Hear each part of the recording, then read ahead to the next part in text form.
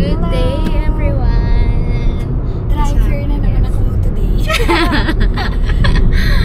Ayan, ang galing-galing talaga mag-drive ni Miss Rainzy mula umaga hanggang hapon hanggang gabi. Ayan.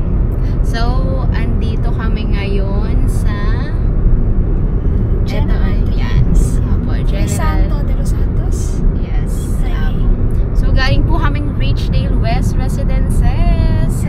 Ayan. So, meron po kami kaninang dalawang client na in-assist. Ayan. At nakakatuwa no, Miss Rainzy, nakita natin yung ongoing construction ng Phase 1. Hi.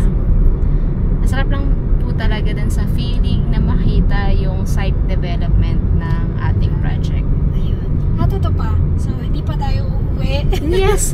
Hindi pa natatapos ng araw. So, ngayon naman, we're on our way to Barangay Langkaan sa Dasmariñas, Cavite because we are to visit the ongoing construction ng inaabangan ng lahat na update. Yes. Kahit kami mismo ni Miss Rainzy, abang na abang sa site update ng Tierra Vista Ayana Phase 3. Ayan. So, marami kaming clients dyan. So, dear clients, eto na po.